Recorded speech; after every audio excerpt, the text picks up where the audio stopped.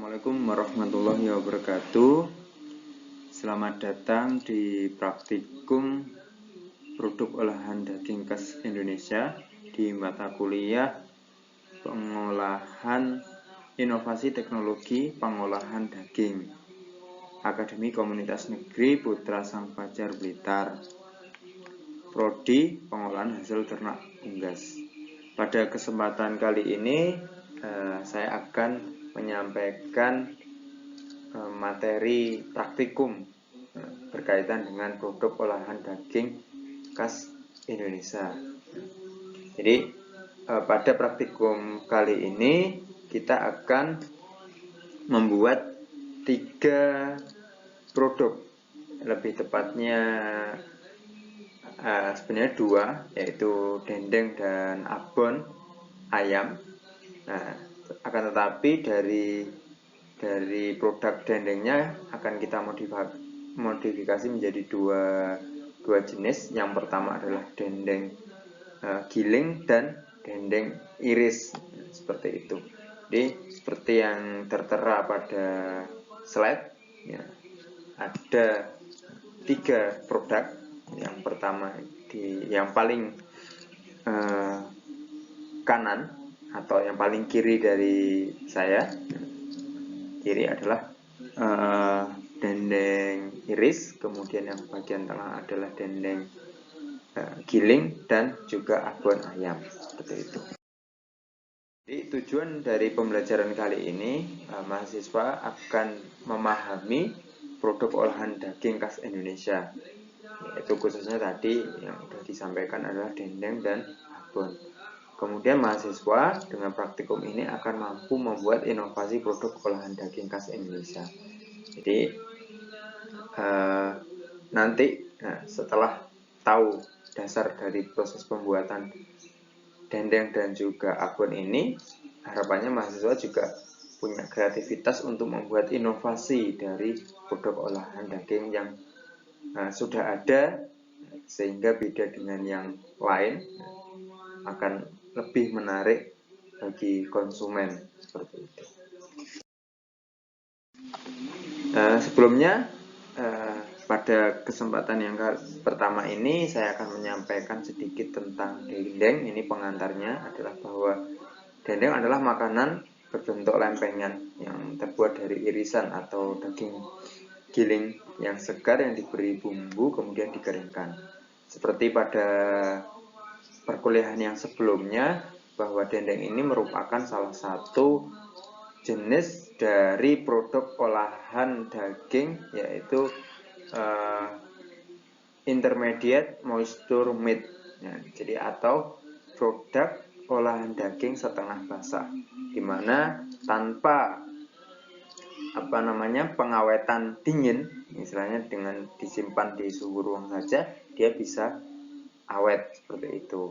Kan tetapi dengan kombinasi misalnya kering kemudian di vakum, sealer misalnya, dia akan lebih tahan lama. Apalagi juga dikeringkan di vakum sealer kemudian didinginkan, dia juga akan tahan lebih lama lagi. Dan yang termasuk makanan yang dibuat dengan cara pengeringan, kandungan airnya 15-50%, bersifat praktis tetapi tidak terasa kering. Jadi tadi namanya adalah intermediate moisture meat, sehingga keringnya nggak kering banget tapi masih sedikit basah tapi awet, seperti itu.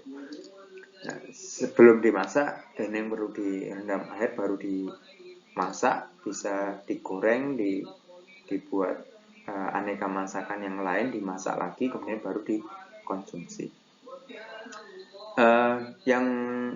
Yang beredar di masyarakat kita memang dendeng itu kebanyakan adalah terbuat dari daging sapi, daging kerbau. Untuk produk ternak unggas sendiri memang kita belum begitu banyak menemukan yang yang dari unggas. Yang terkenal adalah yang pertama dari Amunte. Jadi dia dari itik alabio. Jadi itik alabio yang akhir kemudian dibuat dendeng, seperti itu. Di sana disebut itik manis. Kalau dari ayam sekiranya juga masih sangat jarang orang menjual atau memproduksi dari dendeng ayam. Ini mungkin akan menjadi peluang bisnis yang bisa kita jalankan seperti itu.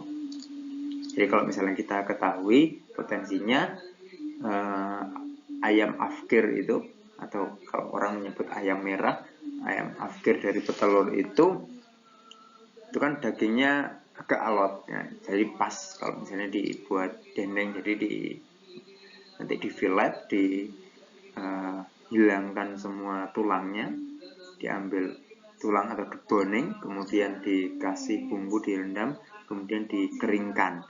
Nah, setelah kering dia akan menjadi awet. Nah, nanti ketika mau dimasak, tinggal direndam air, kemudian ditambah bumbu yang lain untuk masak, misalnya. Ya, lebih praktis seperti itu. Bumbu yang digunakan dalam pembuatan dendeng adalah garam dapur, gula merah, vicin, rempah-rempah dan sebagainya, penyedap rasa.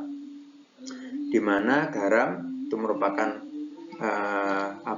flavor atau cita rasa, dan juga dia juga sebagai pengawet.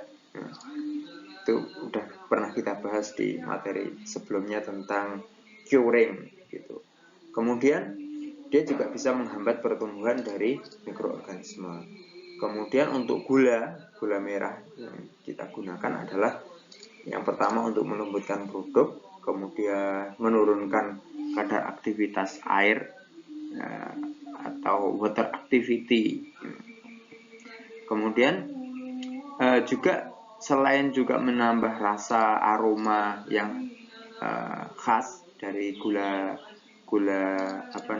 merah atau gula Jawa, dia juga bisa mengurangi rasa asin yang berlebihan. Itu fungsi dari gula. Memang dendeng ini lebih ke arah manisnya dari gula merah, manisnya tidak terlalu manis tapi memberi rasa yang khas seperti itu. Jadi nanti ketika dimasak kemudian tinggal ditambahkan yang pedas dan sebagainya, itu pas seperti itu. Rempah-rempah yang digunakan untuk menambah aroma atau cita rasa, sebagian dari rempah-rempah juga mempunyai antimikroba. Jadi dia juga sebagai penghambat dari mikroba. Jadi selain dia juga menambah rasa aroma yang khas, khususnya khas Nusantara atau khas Indonesia, dia juga bisa penghambat dari pertumbuhan itu, karena memang secara alami di dalam rempah-rempah itu terdapat kandungan antimikroba. Dia punya aktivitas antimikroba dan juga antioksidan. Jadi dia bisa mengawetkan juga seperti itu. Untuk vicin atau penyedap rasa, dia menyeimbangkan rasa gitu. Tapi ini juga bisa dihilangkan kalau misalnya kita pengen membuat produk olahan tanpa MSG misalnya. Nah, itu juga bisa. Ini juga opsional saja ya.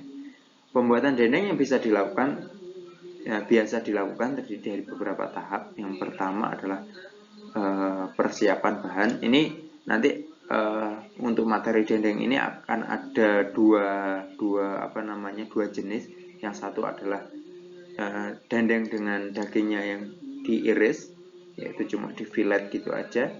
Ada yang dengan penggilingan, yaitu dengan digiling sebelum diproses seperti itu.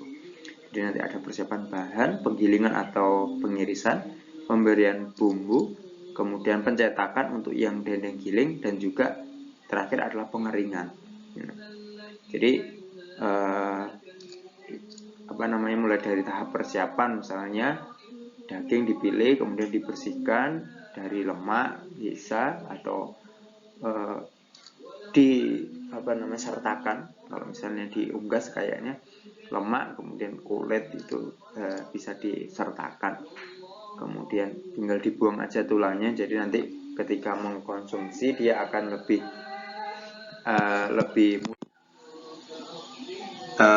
pengirisan yang dimaksud adalah untuk memperluas permukaan daging ya, sehingga proses pengeringan akan lebih cepat.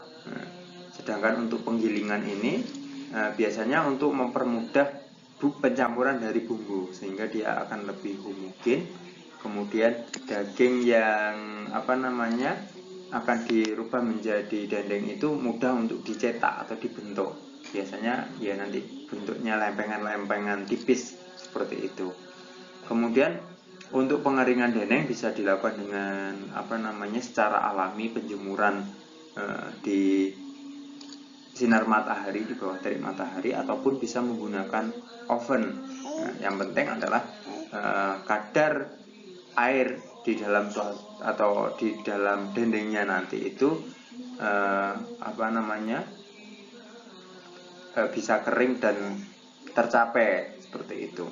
Jadi kalau memang untuk proses penjemuran itu kalau misalnya di bawah terik matahari bisa 2-3 hari, tapi kalau misalnya di oven mungkin sehari saja dia udah cukup seperti itu. Kemudian daging yang mempunyai kandungan lemak yang tinggi memerlukan waktu pengeringan yang lebih lama. Dan oleh karena itu daging yang akan dikeringkan biasanya dikurangi. Tapi kalau kita di produk ternak unggas atau kita memakainya adalah daging unggas, bisa ayam atau bebek atau yang lain, itu akan lebih baik ketika si kulitnya itu bisa disertakan, menjadi ciri khas tersendiri seperti itu. Tapi memang untuk proses pengeringan dia akan lebih lama.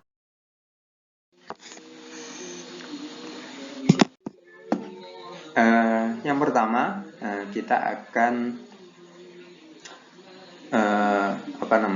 dari proses pembuatan dari dendeng yang digiling. Ya. Jadi produk yang akan kita gunakan ini dari contoh yang ada ini adalah kita menggunakan daging sapi, tetapi nanti dalam pelaksanaannya proses daging sapinya itu kita akan diganti dengan daging unggas, yaitu daging ayam seperti itu.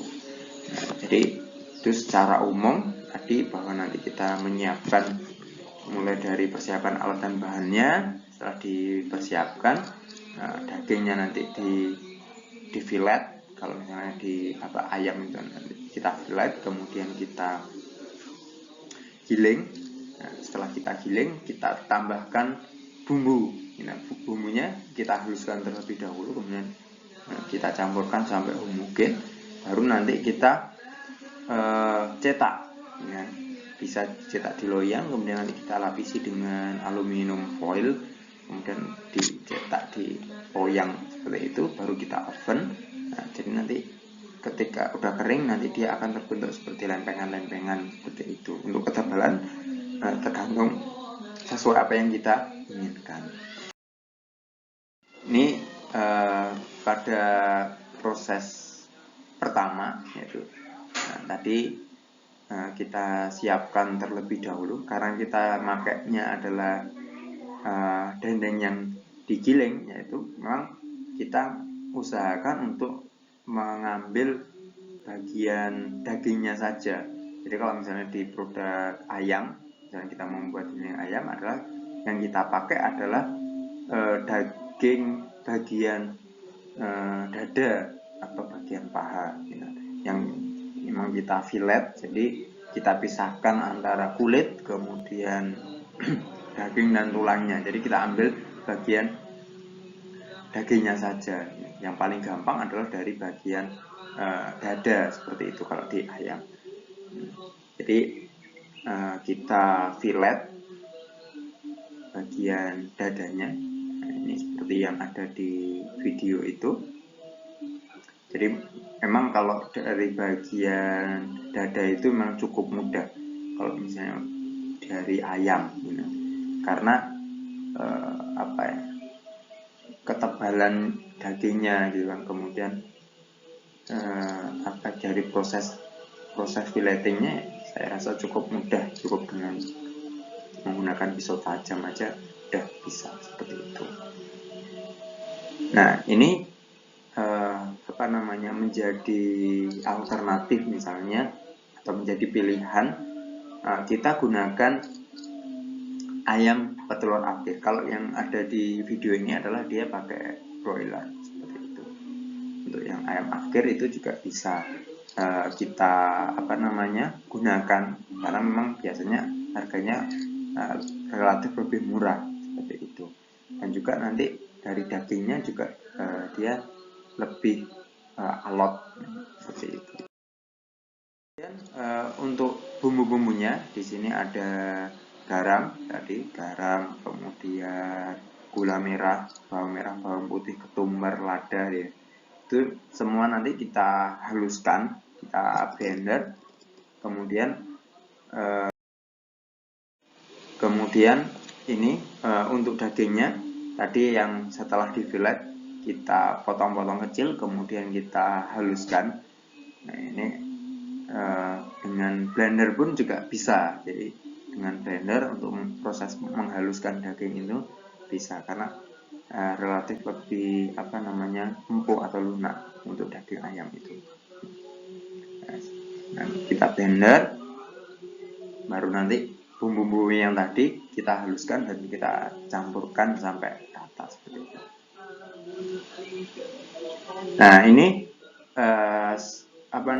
dalam proses penggilingan ini sebaiknya adalah kita tambahkan dengan es batu seperti itu, atau sebelum dagingnya kita giling, dagingnya kita masukkan dulu ke dalam freezer, atau kita tambahkan es sehingga dagingnya dingin. Jadi ketika proses penggilingan itu meminimalisir panas yang terjadi dari proses penggilingan itu, karena akan ada terjadi gesekan, sehingga untuk meminimalisir itu ditambahkan dengan es batu, atau dagingnya tadi kita taruh di freezer mungkin 15 atau sekitar 20 menit hingga dingin untuk meminimalisir panas yang ditimbulkan dari proses penggilingan itu, dimana panas itu akan menyebabkan kerusakan dari protein dari daging sendiri. Ini kemudian tadi bumbu-bumbu yang udah disiapkan tadi kita haluskan, kemudian kita campurkan di daging yang sudah digiling, dicampur sampai homogen ya. Jadi cukup mudah ini melakukannya seperti itu. Nah ini untuk bumbunya tinggal disesuaikan, bisa nanti sambil dicicipi apakah kurang asin atau terlalu manis atau apa, itu tinggal disesuaikan. Ini tadi juga sebenarnya bisa kalau misalnya kita pengen yang original ya, istilahnya yang plain. Kalau kita pengen menambahkan rasa-rasa juga bisa, misalnya dengan level-level tingkat kepedasan misalnya, itu juga bisa. Itu juga nanti bisa ditambahkan dengan saus tomat atau saus sambal. Itu juga bisa tergantung selera. Nanti bisa dimodifikasi rasa-rasa macam-macam, bisa seperti itu. Ini kalau ini yang blend, yang rasa khas dendengnya yaitu adalah dari rempah-rempah, khususnya adalah ketumbar dan juga gula merah. Itu yang menjadi khasnya dendeng itu. Kalau mau ditambahkan nanti rasa pedas, itu juga bisa. Kemudian setelah tadi bumbu tercampur dengan rata, tahap selanjutnya adalah kita menyiapkan loyang yang mudah kita lapisi dengan aluminium foil, baru kita cetak seperti itu. Dibuat aja pipih, diratakan. Untuk ketebalannya tergantung ya. Tapi kalau bisa dibuat setipis mungkin, sehingga dalam proses pengeringan itu akan lebih cepat seperti itu. Ini tergantung ini aja. Jadi kira-kira aja untuk tingkat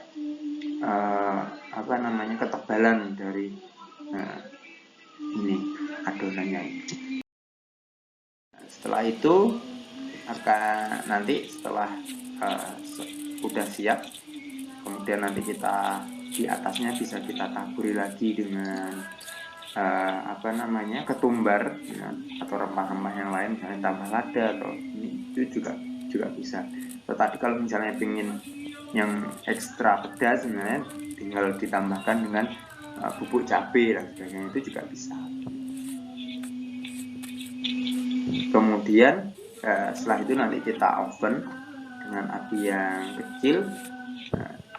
Nanti kalau perlu kita lakukan pembalikan. Kalau misalnya kita menggunakan oven yang satu arah, misalnya apinya dari bawah saja, itu perlu dibalikkan. Tapi kalau ketika ovennya bawah atas, maka kita bisa langsung seperti itu.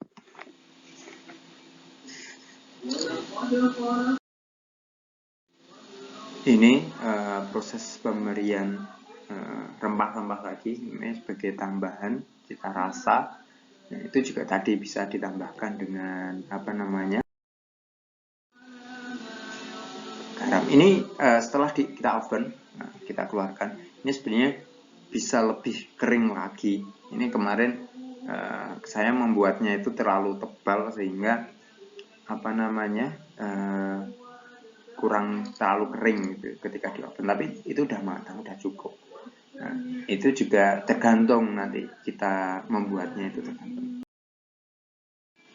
Ini setelah digoreng, itu penampakannya seperti itu. Nah, rasanya cukup enak. Jadi ya hampir kayak nugget tapi full daging dan juga penuh dengan rempah-rempah.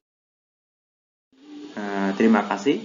Itu untuk sesi yang pertama, yaitu dari proses pembuatan dendeng giling seperti itu. Nanti akan kita lanjutkan untuk dendeng iris dan juga produk abon. Terima kasih. Assalamualaikum warahmatullahi wabarakatuh.